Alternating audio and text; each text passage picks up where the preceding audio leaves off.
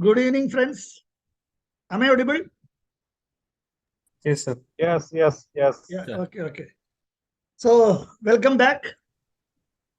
So, today we will be discussing about the commercialized technologies from ICR Central Plantation Crops Research Institute. And maybe Monday we will have a overall idea about the ICR technologies, available technologies at different institutes. So, as we were mentioning,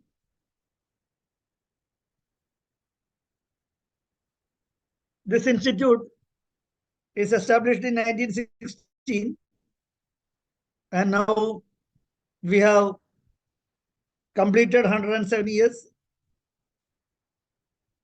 And as you can guess, a lot of technologies are there with us. And till 2008, 2010 period, all knowledge created at this institute were put under public domain. And there was a paradigm shift in the technology transfer, technology transfer aspects from that period onwards. So some of the technologies were now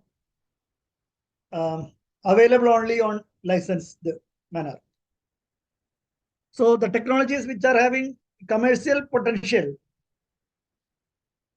then such technologies are now available for the entrepreneurs to start their own enterprises, their own business ventures. This is required because if all the information, all the technologies are in public domain, it is something like a no man's child. So nobody will be taking care of the technologies. So there won't be any investment. And by and large, we will say that though the technologies are developed, it is not reached to the farmers. So to address this issue, the Indian Council of Agriculture Research started commercializing the technologies. So all these things are previous classes we discussed. We have research center at Kasaragod, research station at Kayangulam. Then we have Vittal, Karnataka, there is one station. So these two stations are quite big. At Vittal, we do research on arecanut and cocoa. Kayangulam is mainly for pest and disease management of coconut. And we also have some regional centers. And at the Kidu, Karnataka, we have a big seed farm.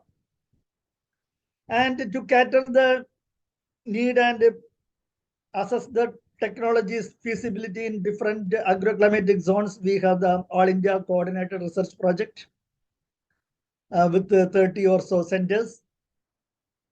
And where we conduct the multi-locational trials and evolve technologies, most suitable agronomic practices for that particular region in collaboration with the state agricultural universities. Coming to the commercialized technologies or the technologies having commercial value, it can be classified into varieties, then farming inputs, then value addition and gadgets and machinery. So varieties, under varieties we have different aspects. One is we have already released many varieties, high yielding varieties in coconut, arecanut and cocoa. Whereas some of these varieties are licensed now, but by and large, we ourselves are producing the seedling planting material of these varieties and supplying to the farmers. But we have a limitation. As you know, from coconut, one single palm, you can produce at the most some 40 to 50 seedlings a year. That too with lot of attention and care you have to do. So the requirements of coconut seedlings are large, and it will continue to be increasing, because in the traditional areas where almost 80% of the crop is presently cultivated has to be replanted, because you know that many places the coconut tree is something like a 4-storied or 5-storied building height or even more. It is not advised to keep such a stance from the point of management, because even if we are getting some machines for climbing, it is not so far, not we don't have much progress. Again, if you are made available lot of skilled manpower, still it is a risky thing, because one has to climb such a big, high, tall trees, and it is not very uncommon that many accidents happen. So keeping in these socio-economic aspects, we should keep our stand in a reasonable height and should have a plan to replant the old gardens with high yielding and relatively less tall varieties. I mean hybrids, and to some extent you can go for dwarf varieties also. Dwarf varieties are mainly for tenderness purposes, whereas hybrids are good for all purposes. In the sense, you can make all the products of your interest, your choice, plus Kalparasa, the Nira, etc., etc. So I will come to that later. Coming to other than that, you know that there are a lot of time requirement for bringing a coconut garden, whether it is seed garden also. So it will take 10 to 15 years to start the production of planting material from a newly established or going to be established seed garden. So because of this gap of investment and return, so there is a gap of 10 to 15 years. So many are not venturing to it. But in India, we have few nurseries like Umapati Nursery at Pollachi, DJ Farm. They have multiple locations. And recently, few more other nurseries in the private sector came forward to produce coconut planting material. Whereas arecanut and cocoa is concerned, production of planting material is not a big issue, because in the arecanut you can have at least 500 to 1000, at least 500 seedlings per a single palm. So to facilitate or to ease the operations of the nurseries, we have few biotechnology tools also developed at this institute. Then we have softwood grafting for cocoa. Then another thing is that genetic resources. So if a established nursery with all certification, etc., or a research organization want to cooperate with us for developing new varieties and want to use our genetic resources, the profession is also there. Coming to farm input, we have many technologies. I will be dealing it with in due course. Then we have a lot of value addition protocols, that virgin coconut oil, coconut chips, etc. And also we have designed and developed the in-house machineries for many of these value-added products, which were also commercialized, and so that entrepreneurs can get the gadgets in a reasonable price. Coming to varieties, we keep the largest collection of gem blossom in all our 3 crops. It's a Herculean task, because one thing, it requires a lot of area. Only 170 trees you can plant in the case of coconut. And maintenance is also, you know, that a lot of money is required. Despite that, we maintain 455 accessions, or you cannot say variety, it is different genotypes or something like that, you can say, of coconut, 176 arecanut, and 455 or so cocoa. So these accession involve dwarf, tall, different color coconut, different shape coconut, and different quality, different yield levels, everything is there. So, and some of them may be resistant to some disease and pests. So we are continuously evaluating these germplasm and bringing new varieties. Another way of to get improved varieties is the hybridization. So here we will be crossing typically a dwarf female parent using the pollen from a tall parent or vice versa and produce the hybrids. And after evaluation and we found suitable, we are releasing it as a variety. So if somebody want to attempt hybrid seed production, you need both the parental line with you. That is a tall parent and the dwarf parent. Enough number should be there.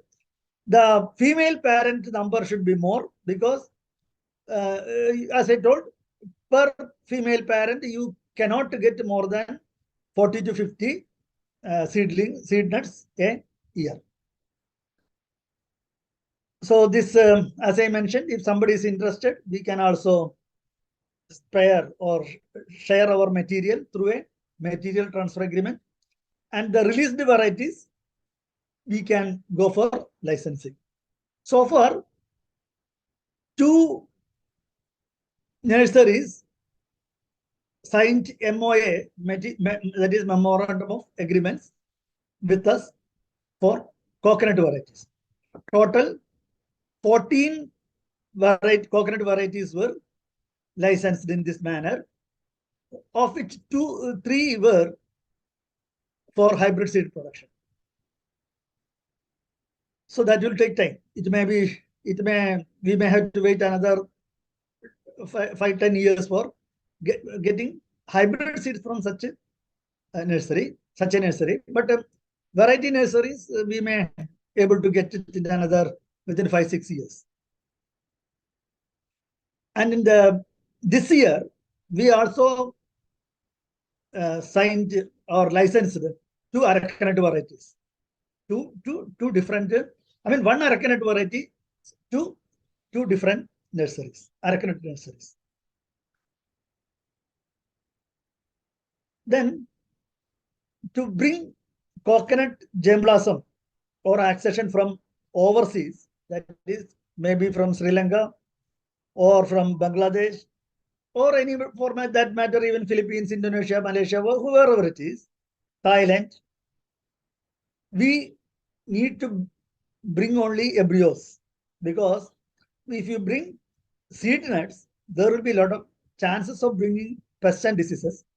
So generally, at the quarantine time, they will be fumigating and keeping a lot of time, and you may not get enough seedlings after that. So the most advised way to bring coconuts from abroad for seedling purpose is bringing the embryos, and we have the embryo culture protocol, which we have given or commercialized to DJ farms. Then we have pollen cryopreservation. So the cryopreservation is generally to maintain the germplasm, especially seeds or embryos, or in the case of coconut, in a -80 condition, in liquid nitrogen, etc. We have such facilities at the ICAR, National Bureau of Plant Genetic Resources at New Delhi, and also limited facilities are also available at the ICAR, Indian Institute of Horticultural Research, Bangalore. We are using the facilities at Delhi for conserving the coconut and arecanut germplasm. But the advantage of pollen cryopreservation is, you know that from a single inflorescence of a very good tall parental father, or you can say male palm, you will get a lot of pollen, enough pollen for hybridization. So which can be preserved and used as and when required. So you need not process the pollen then and there itself.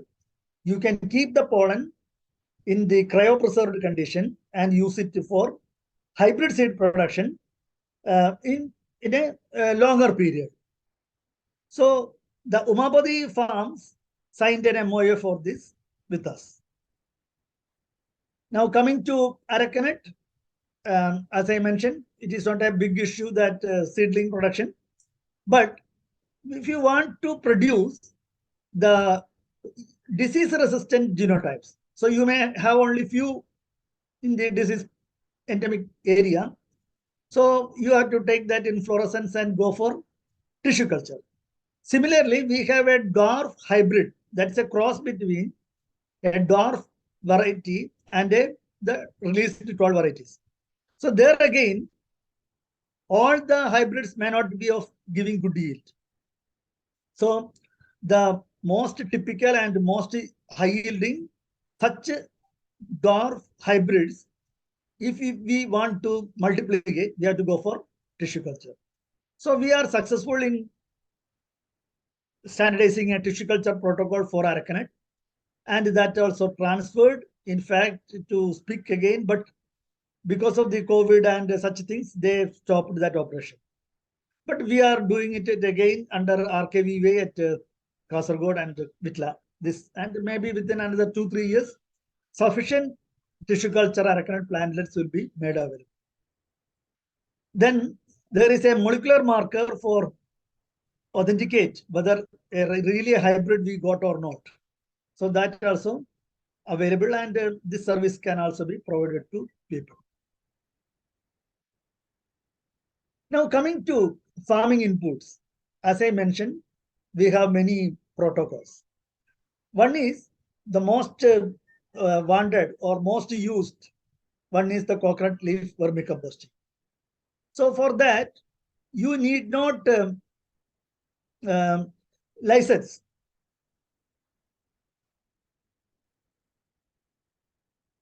So any farmer can visit CPCRI and get the information free of cost.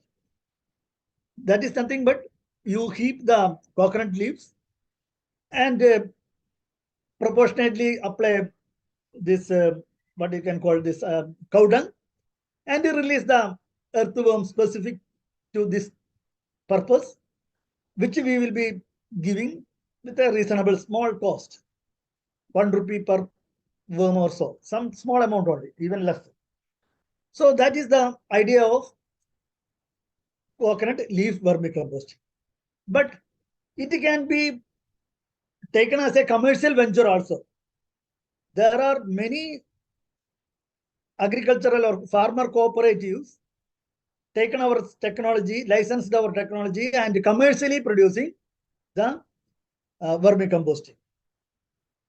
Some of them are practicing a model that the farmers will supply the coconut leaves to the vermicomposting site of that particular society or whatever it is. Then in turn, they will give the equivalent quantity, or the whatever the according to the coconut leaves they brought, that equivalent quantity of vermicompost they will be giving back. So the farmer need not spend time for getting his material composted. So that will be a continuous process, and that kind of a business model is also in running. And then second thing is that such societies are also selling this composting, which you know that composts are more wanted by the vegetable cultivators, nurseries, and ornamental plants, etc., than the coconut. We recommend to repool or recycle the coconut leaves back to coconut garden as vermicomposting. But sometimes you may get a better option. So that is up to you how to make use. Another composted product is the Kalpa soil care. That is nothing but a coir pith. Lot of interest is there, and many questions I used to get. Sometimes I may fail to answer also. So typically, when you extract fiber from coconut hulls, the other small particles, we call it as coir pith, which is actually very much lignin. It is lignin saturated, you can say. Then once it is composted, it will become a very good material for nursery, soilless media. It has the property to retain a lot of moisture. So even if the plant is transported from here to Delhi also, it may be sufficient that whatever you given the water provided, it may be sufficient for 3-4 days. So, and even in Gulf countries, all where this material, please mute. This material is being used. Lot of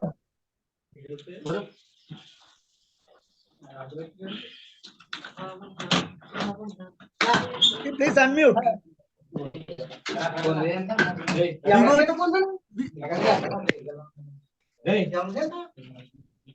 Please unmute. Hello, please unmute. Yeah, thank you. So this Kalpa soil care, we have a technology which is without using urea. So it is in that way, it is an organic input also. So this technology is also taken by many companies and societies. And not only near to our Kerala and Tamil Nadu, Karnataka, but even to Orissa and like that. Andhra Pradesh, so even Gujarat. So this technology is very well sold out technology. Then we have technologies for tender coconut husk composting. Of course, it is not licensed yet. Then coconut biochar, we have a very good, I should not say very good. It is a small scale unit that users has to say whether what is the usefulness and etc.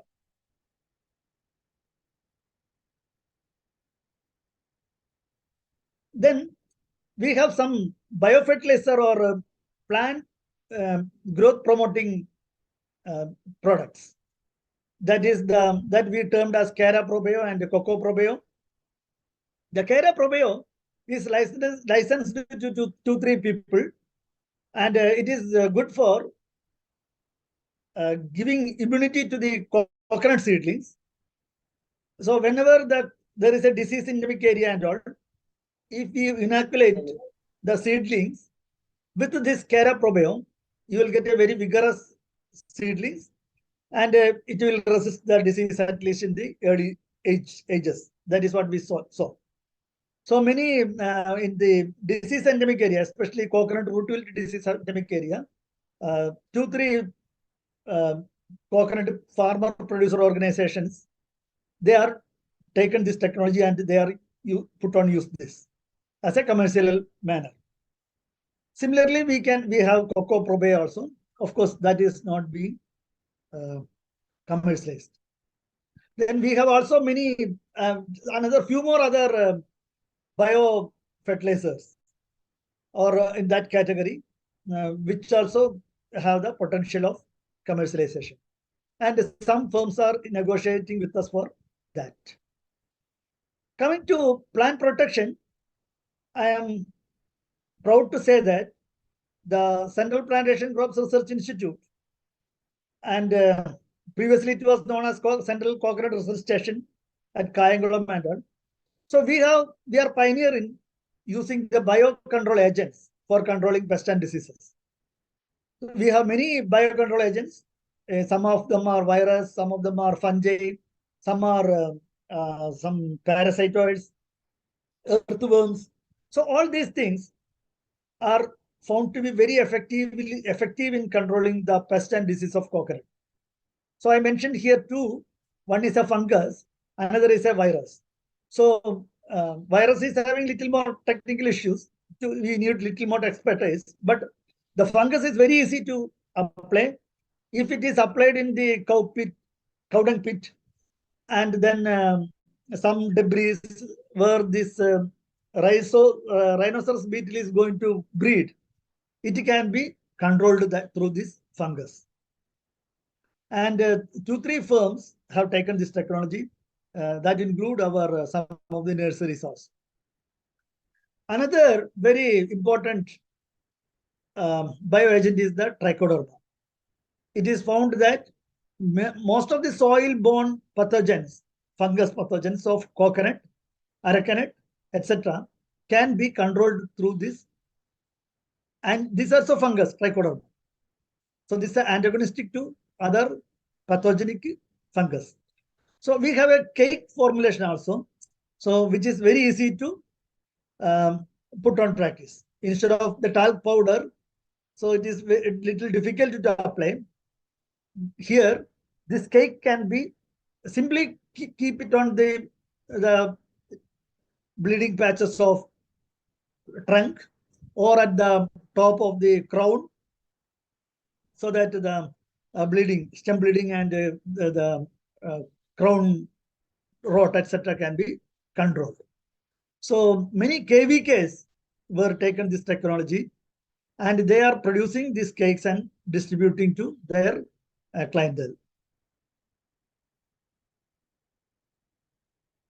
And as I told, there are some parasitoids. So you might have seen that this kind of very bad condition where the entire coconut garden may look like a burned condition, because all cellulose were eaten away by this caterpillar. So to control this caterpillar, we have stage-specific parasitoids, Goniasis nepenthes and Brachybreviciaris. So these two parasitoids we can breed and release in such areas, and within 2-3 months we can retain we can rejuvenate the coconut gardens.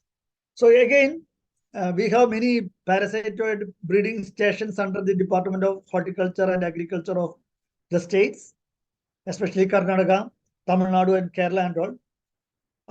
But farmers can either pressurize the department to release, or even at the farmer producer level and all, you can use this, you can produce and use these parasitoids.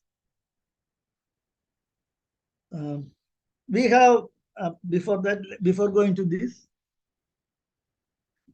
we also have some nematodes which are very effective in controlling the root grubs, that is the root grubs found below the soil surface. And also some of the same thing can be used for controlling some of the vegetable pests also. So that we call entomopathogenic nematode. So that also very useful, and almost 6, 7, or even nearly 10 farmers or farmer organizations has taken this technology. Day Forest Day, when one coconut producer farmer producer organization was inaugurated their activities, they have displayed this technology also, these products from this technology also in Mangalore. And another thing which I want to tell in this regard is, we have come out with a very simple protocol for multiplying the trichoderma other than the cake I mentioned. So this is nothing but leaf sheath which can be used for multiplying the trichoderma. And for soil application, this is the best, because we always recommend neem cake enriched with the trichoderma to apply in the soil in the coconut and arecanut basins.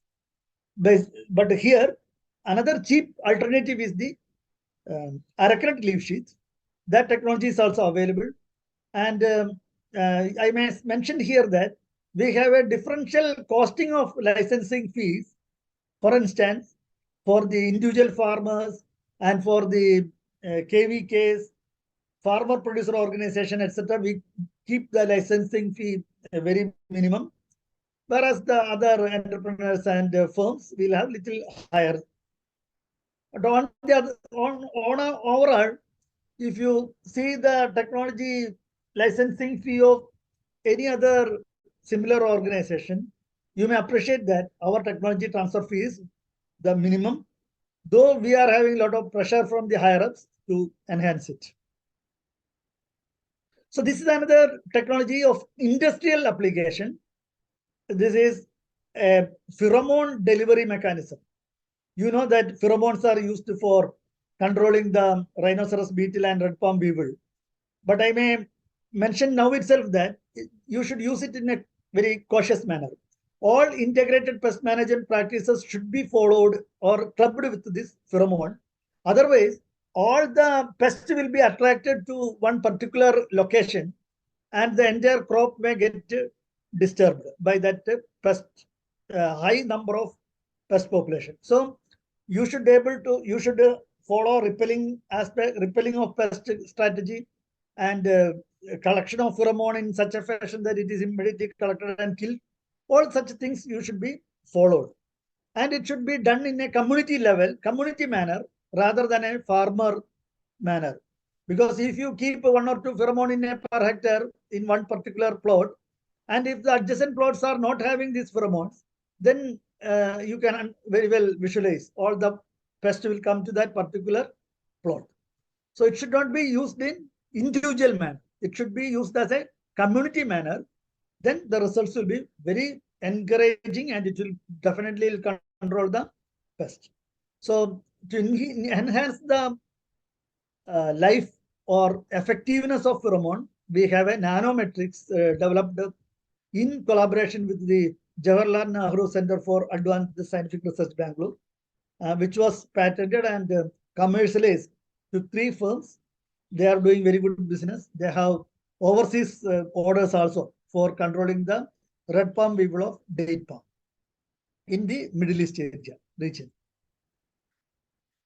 Then we have 2 customized fertilizers. So customized fertilizer is nothing but, you know that most of our soils are now deficiency for micronutrients. Micronutrients, if I say, calcium, magnesium, sulfur, boron, all that kind of small, they're like vitamins. Its requirement is very less, but it should be there.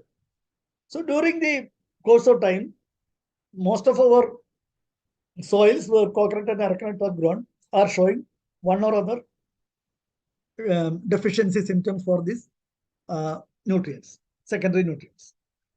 You know that nitrogen and potash, I say potassium, potash, nitrogen and phosphorus. This is the order of requirement for our coconut and arecanut. Potash is the most limiting or most exhausted nutrient. So you have to give necessarily 2 kg potash every year to coconut. Otherwise, it will show the symptoms of potassium deficiency.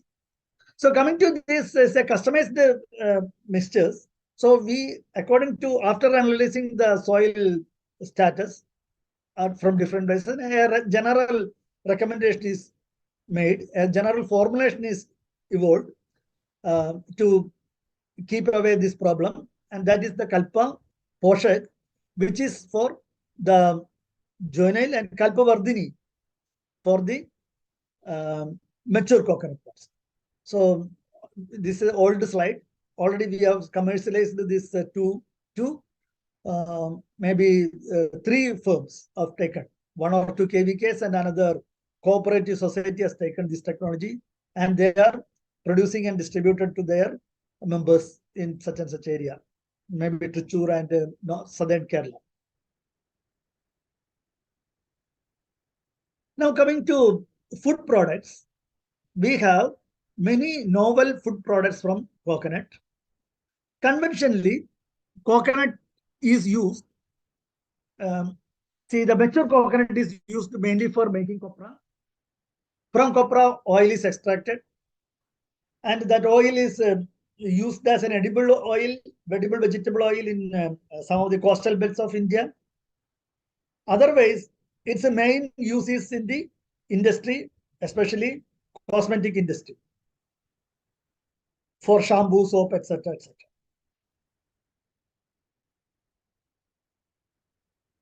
And most easiest way of extracting oil from coconut, dried coconut kernel, is the solvent extraction, where chemicals are used, and you will get almost 90, 95, 98% of the available oil, which is not recommended for human consumption, but for the industrial purpose. So when a copra oil or coconut oil is set, other than us, people understand that is a oil for industrial purpose. So when you use copra, there are some issues. One is because of the inadequate drying, or because of the problems with the drying process, it may get some fungus, etc., dust, all that problems, issues in there. So generally, people prefer to use that oil until unless we know that it is processed in a good manner. So how one can process good manner is, you can use a copra dryer. You can use a dryer to convert the coconut into copra, and then use it immediately for extracting the oil, and that will be most safe and good also. So when you go for a extraction through this expeller or a chuck, we call it chucker, that is rotating one, to extract the oil, the issue is that some portion, say 15 to 20% of the oil will be retained in the residue. Of course, that can be taken for as a best cattle feed or like that. Some applications you can find. And international scenario, if you say that edible coconut oil, they understand it is virgin coconut oil. The textbook definition of virgin coconut oil is that any oil which is not, the oil which is extracted without heating, too much heat. Heating means not that it's drying, also heating, but through the heating process or through chemical extraction, mainly through chemical extraction, it is a virgin coconut oil. And in the international terminology, virgin coconut oil means from the freshly harvested coconut, mature coconut, you go for the extraction of coconut milk, then centrifuge it, you will get the oil. So that is the oil which Europeans and Americans are consuming, and they understand that way only. They call it as cold press.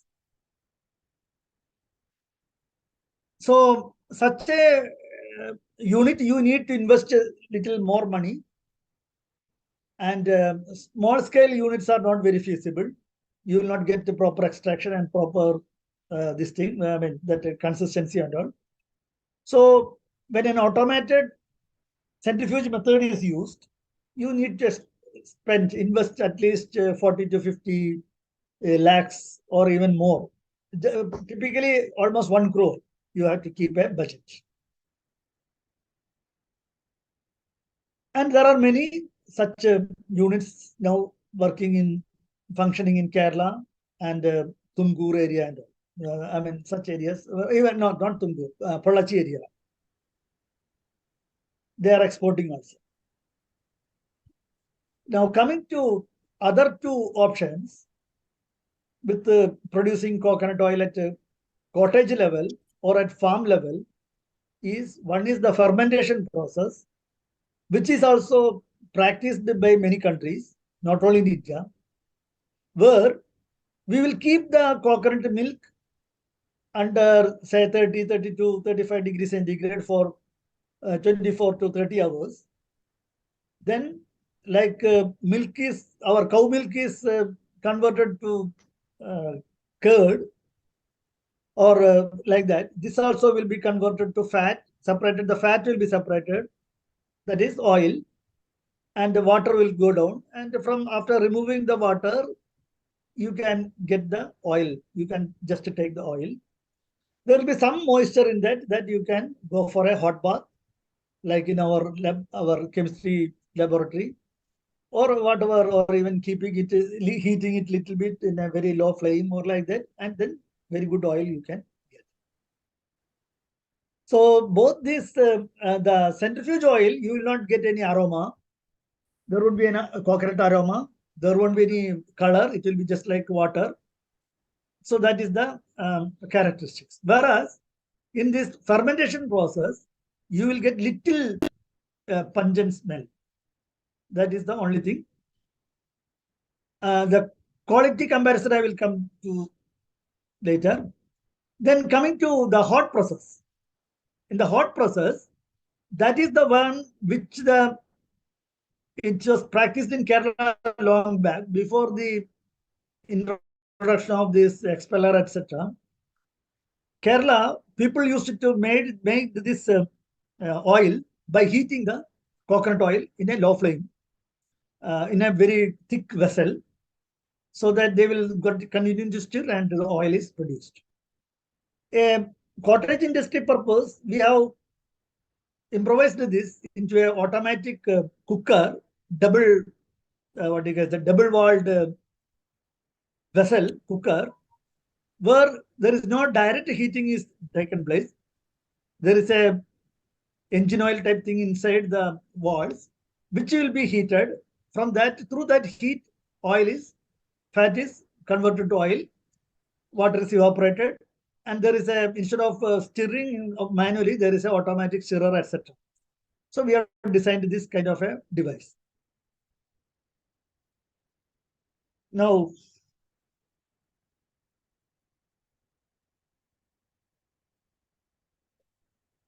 so here, the process is very simple. You have to remove the shell first, then remove the testa. Testa is nothing but the very thin layer between the white kernel and the shell. So that also you have to remove. Then you have to crush it or make into small pieces and then go for the oil extraction. We have different kind of methods for oil extraction. We have a very good double screw milk extraction unit. The double screw milk extraction unit will produce very less heat and very good coconut milk. You can get it from that, and maximum you can say the yielding also very good. Only less quantity fat is retained in the milk residue. That will cost you around 3 to 4 lakh. Whereas very cheap hydraulic press can also be used. After pulverizing is required both sides. Pulverizing the kernel, you can use the hydraulic jack or hydraulic press to get the milk. Only 2-3% fat variation in the residue you can see. So for a small unit, even this may be sufficient. Hydraulic press will be sufficient. After getting the milk, as I mentioned, you can either use this cooker for getting the milk, oil, or use the fermentation process also you can use. When you compare, and the fourth virgin coconut oil is, which was introduced in India some 20-25 years back, that is through a cooperative called Repco. Technologies was purchased from Australia for a cost of 25 lakh or so. It is nothing but the coconut gratings. Instead of converting to copra, the fresh coconut is grated and heated in a big platform, so that it is moisture is reduced. Then just extracted the oil by squeezing it, just like a hydraulic press we used for making milk.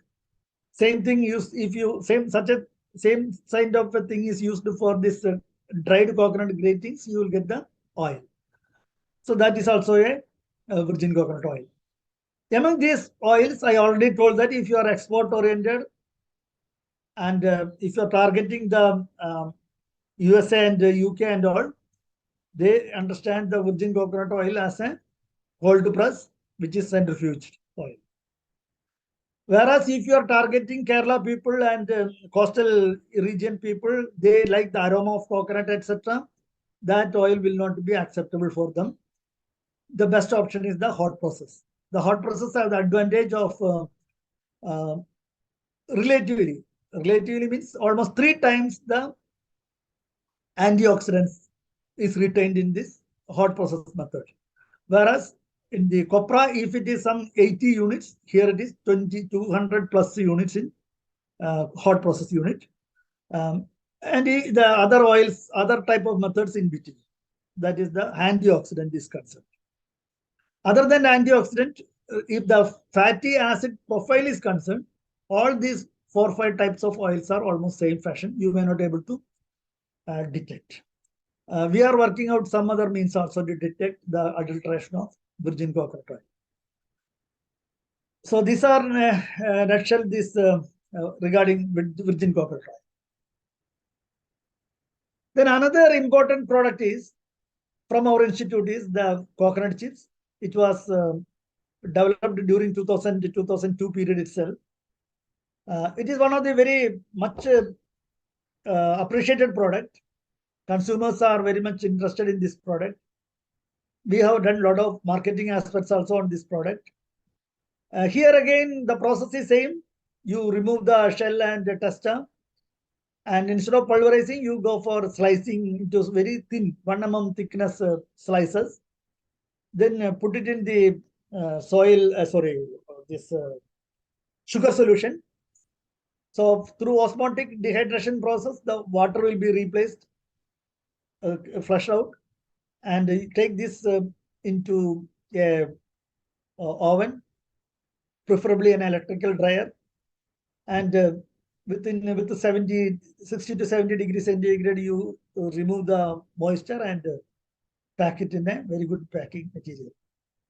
So here, this is one of the, I say, entry-level product for any investor, any entrepreneur, because entrepreneurs generally they have the passion to do something their own.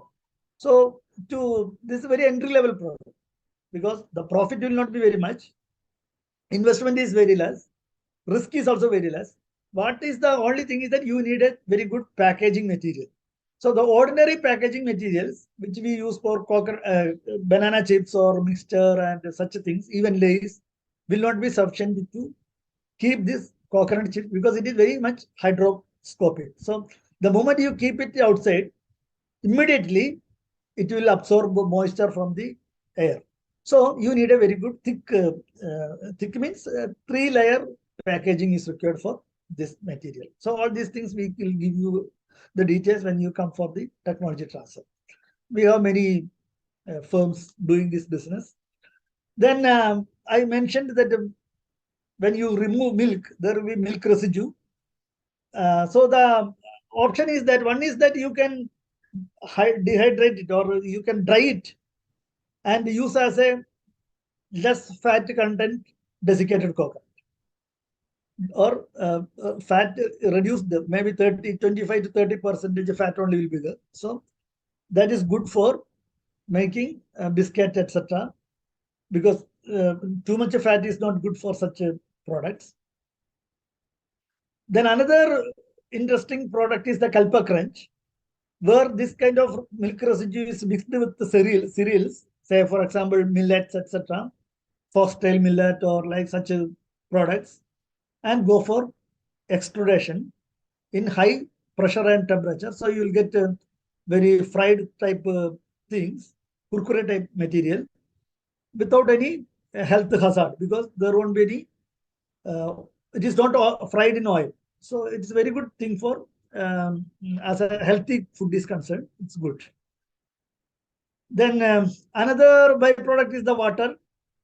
That is the coconut water. So that can be either converted to squash if it's a small scale unit, say 2000 or 1000 nuts a day is processed in such a unit. This water collected can be converted to squash, and that without adding any preservatives, it can be kept for more than 1 month, almost 1 month. So if you have some tie-up with catering units or some hostels, etc., this can be very well sold. It's a very good product in the sense, natural product. Nothing is added, only lemon and coconut water and sugar. Another way is to convert it to a carbonated water. You can add some fruit flavor also. Fruit flavor means fruit juices also you can mix. Such things also there. Such validation is also there. Then it can be converted to natural vinegar. So natural vinegar is having a lot of advantage. And in fact, this kind of products, we need customer education also. Because many of the people may not be knowing the use of vinegar, the use of virgin coconut oil, etc., etc. So we aim that value, in the sense, nutritive value and health value. That is also a not only the entrepreneur, we are also doing coconut development, also educating people. But if the entrepreneur himself is educating his client, he will be getting much benefited. We have such examples also with us.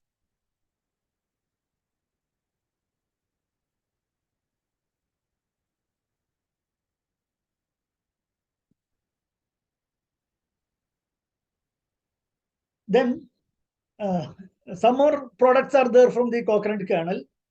So you can, I was mentioning about the milk. The milk itself can be packed and marketed. If you want to market it in a very small circle, you can go for refrigerated cold chain. Or if you want to pack it and market, then with some admissible preservatives, you can go ahead. We have the technologies. We have technology means it is not standardized, but the technology know-how we know. So we will be in a position to help such entrepreneurs. Then another product is the coconut milk powder. Generally, the coconut milk powder is made through this, what you can say, drying in the cold condition. That is in the frozen dry. That is very costly, and until unless you have a good volume, it may not be possible. So coming to this volume, that is also very important in the case of coconut. See, coconut, if you want to process large number of coconut, you need a procurement strategy, because it may not be available. See, that much quantity may not be available in and around your firm. So you need to source it. You have to store it. Coconut storing is also a problem, because if you store for longer time, at least 20% of the nuts may get damaged also in due course. Then disposal of the water or shell or whatever, that is also you need a strategy. So when the volume is more, again, your finished products, you may have to go for a distributed networking for sale. So those things should be in keeping. Whereas very entry level or small level investment and small level entrepreneur, these product problems may not be much affecting him. Definitely, the profit also will not be very high. That is, so these are all interlinked. So what I want to tell is, if you want to go for a small scale milk powder unit, we have a technology. So that technology is, see, as you know, you may or may not be knowing, the coconut milk, which we get from the packaged condition, that is maybe whatever company, it will have more at least some substantial quantity of it will be starch. Without adding starch, you may not be able to make the milk powder. So in our case also, you need to add starch, but relatively less quantity. So as far as coconut milk, our milk powder concerned, coconut milk proportion will be much more than the commercially available product. That is one advantage. Second is that this can be adapted in a very, what you can say, with the 10 to 15 or even 10 lakh worth budget, you can start this investment. Here what we do, here we after this foam, they call foam mat dry. So making this solution stable and then put it in a linen cloth and dry it, then take the powder and pack and sell. So human intervention is little more. That is one disadvantage. A lot of care and all those things are required. But if you are very sincere and if you want to put your efforts for a novel product, this is one product which is not yet attempted much people. Only one person has tried it. So I am not insisting you to take all these technologies. What I am telling is this one option, you can keep it in mind. And the same process, same technology, you can extend it to make the ready to eat kheer mix. In the sense, you know that coconut milk added kheer or payasam are most sought after food. Nothing will substitute a good coconut milk payasam than even if it is cow milk, because now you know that the cow milk again people use milk powder rather than milk, original milk. So with keeping all these things in mind, this is one of the best thing you can attempt, and we have the technology for kheer mix also. Then some of the coconut water based thing is one we can go for, as I mentioned, you can add some flavored water, then it can be converted to jelly also. So such technologies we have. Then another emerging product is the frozen coconut gratings. In fact, if you have a very good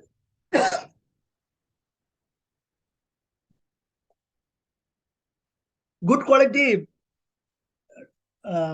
desiccated coconut, if you have with you, when I meant good quality, without extracting any fat, removing any fat from the original coconut grating, it is nothing but grated coconut you dried and keep it in a packet. And if you put water on it, it will become a original coconut grating. If you squeeze, you will get the milk from it also. So if such a good quality coconut, desiccated coconut is there, that is one of the best thing. But what happened? Because of the FSSAI standard and all, we will keep some minimum standard for fat content and everything. So people will try to achieve that fat by mixing less fat or this coconut residue, you know what I told, milk residue. Dried milk residue and all they may mix, or they will remove some oil from it and you go for such a desiccated coconut and it will become less tasty. That is one reason many people are not getting the original taste of coconut when they use the desiccated. Whereas again, I think yesterday our Jayashekhar might have told you, our Indian desiccated coconuts are now getting more popularity because of the hygiene and the quality standards. Again, because of this consumer unpreference for not preference for this desiccated coconut, frozen coconut gratings are getting more acceptance, and many firms are doing that technology also. We have they are very simple technologies, not much complicated, but the marketing strategy you need, that's only the criteria, I mean the condition.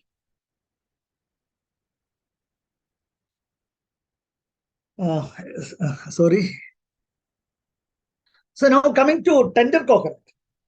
Tender coconut, in fact, there are a lot of efforts also required to popularize it. Our vision is that at least 25% of the coconut product produced should be used as a tender coconut.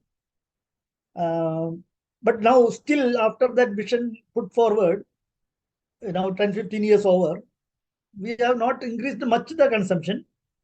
Slowly it is increasing, especially in the northern India and all that consumption is increasing. But we need, tender coconut is a very, very good material. See, if you are lucky to have a freshly harvested tender coconut and drinking, actually that coconut water inside it is a nuclear reaction. See, that is nucleus or cell nucleus without any cell wall going on multiplying. So it's a very good material, very good thing for drinking. That is why it is consumed very nicely. I mean, everybody is appreciating it. So, but we, of course, when it is kept harvested and after 5 years, 5 days, 6 days means may not be that that property might have lost us. I don't know. I have not researched on that. Now, this tender coconut, one more thing is there. See, internationally, coconut water, generally people think that is mature coconut water only, not the tender coconut water. So we have that we have the distinction, tender coconut and mature coconut. So this tender coconut water, packaged tender coconut water is also there. Again, the issue is that once you pasteurize and pack, the original taste is lost. So that is why many people are not preferring the packaged tender coconut water, and hardly any firm is now in that area, I think. Of course, some firms are now, another 1 or 2 firms are coming up now, but are the old firms is closed. That is the issue. Then we have a very simple technology which is being used or licensed to some 10, 15 entrepreneurs. That is the carbonated tender coconut. Here, it is kept in, it is very simple technology. So that is very easy to use and adapt, and that is one good thing.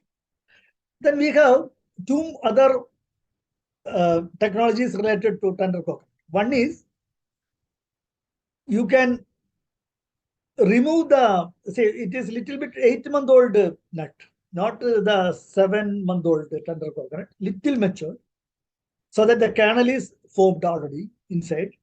So you can remove the shell without breaking the kernel, without losing the water, and it will be just like a snowball, ice cream ball like that.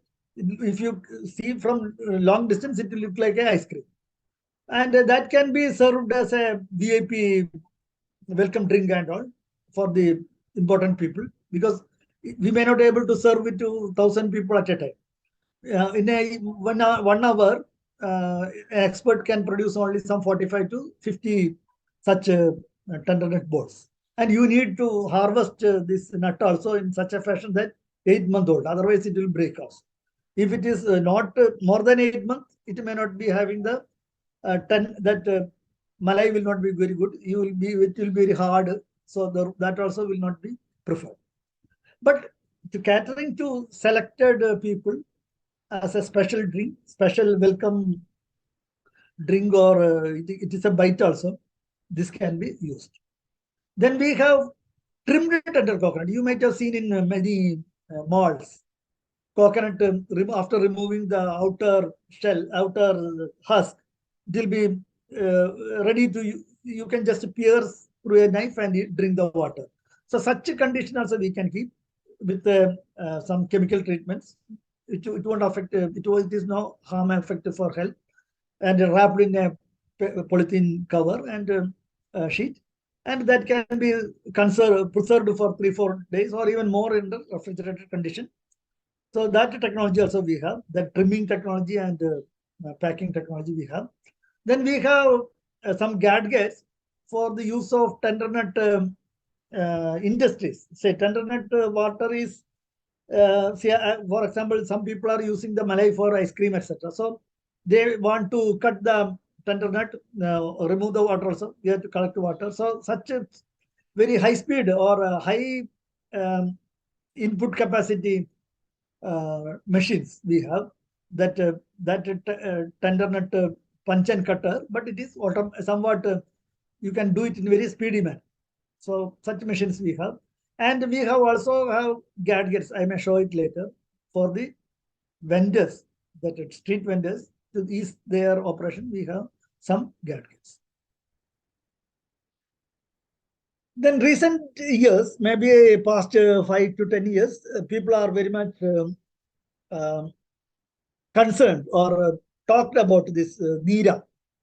So toddy is an intoxicant collected from inflorescent sap, but it is fermented because it is collected in an earthen pot without any much protected condition. So naturally the yeast and all will be there, and thus it's a very sweetened sap. So it will become, any fruit juice will get fermented. So is the case with the coconut inflorescent sap also. So when the sap is collected in a chiller, I mean in a container without exposed to air, also in a refrigerator, I mean a cold condition, the fermentation will never take place. Such a coconut sap, coconut inflorescent sap, we call it as Kalpa. It's a trademark also. It is a registered trademark that we, to distinguish it from Nira and toddy, we have coined this term Kalpa. That is 0% alcohol. It's a very good energy drink. It's a very good welcome drink, which is being used in non-alcoholic welcome drink, used in many hotels in Goa and all. We have a lot of technology. So we almost 50 plus licenses were signed for this technology. Of course, this licensing fee is one of the higher side, 1 lakh, because it is worth for that. That is why the technology transfer fee is 1 lakh. And from that Kalpa, you can produce sugar. Otherwise, if it is a fermented inflorescent sap, it will be, you will not get good sugar. You will get only jaggery. Up to jaggery level only you can reach. And then this sugar can be used to make good chocolate, dark chocolate type things. Or you can use it just like Bonvita. That can be added as along with the cocoa powder. And even the coconut Kalpa can be directly used for making sweets. In West Bengal, Calcutta, one person is doing that. So these are the opportunities with the Kalpa. Only thing is that there are some issues with the government, because in some state government it is under Excise Act. In some case, for example, Kerala, it only coconut producer federations or societies only will be getting license for producing Kalpa, because individual farmer will not get like that. So according to the condition, you can condition of the state, you have to take a decision. Whereas in Tamil Nadu, again, it is licensed to farmer producer organizations. And in fact, Tamil Nadu government, I appreciate, they have gone further. They funded for developing the Tetra Pak, standardizing the Tetra packing of the coconut sap or the Kalpa. And they have facilitated export to other countries, maybe Australia or US, I don't know, recently. So Tamil Nadu government is very supportive to the farmers, that I appreciate here. And in fact, we are also, I would proudly say that Tamil Nadu officials visited and compared all the different technologies of producing this Nira or unfermented inflorescent sap, and identified the CPCRI technology as the best. And they are giving a subsidy of 1 lakh or so to the such a district level one producer company also.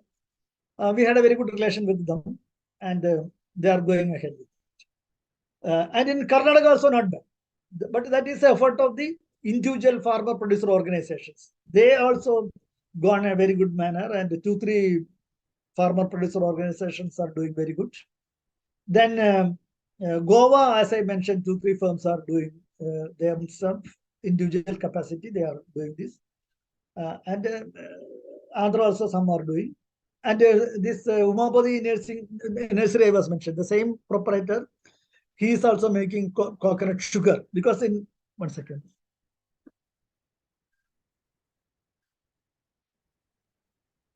In Tamil Nadu, even for production of jaggery or sugar, individual farmer also can get license. So he is making coconut sugar, and some of this can be available in Lulu Mall and all, I see. So that is what was about the Kalpa. So this is the snowball tender nut, and I was mentioning this is the machine for removing the shell, outer shell, and then with a flexible knife you can remove the shell further and get this tender small this snowball tender coconut. Then frozen coconut delicacy, again it's ice cream. I should not say ice cream. It is because ice cream is a reserved word for milk, cow milk based product. So here instead of cow milk, we are using coconut milk, a tender nut pulp, and if required, you can use coconut sugar or the ordinary sugar also you can use. Then you will get a very good tasty product. At least 3 or 4 licenses we have made. Hangyu is one among them. These are the gadgets and machineries. The one which first one is for removing the shell from copra after drying. May not be very useful for industrial purpose. Yet to further improvement is required. This is the punch and cutter. Then there is a shell removing machine, tester removing machine, pulverizer. This is the milk extractor I was mentioning, double screw. Because this is also another type of milk extractor. Then this is the slicer for making the coconut chips. Very thin slices you can make. Not only coconut, even banana, tapioca, multi-purpose slicing machine.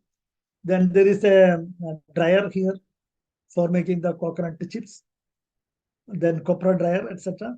And all these machineries we were licensed to Pilot Smith, Proby in Bangalore, then Stone Hat also at Coimbatore. One more firm at Coimbatore, like that. So I think I will stop now.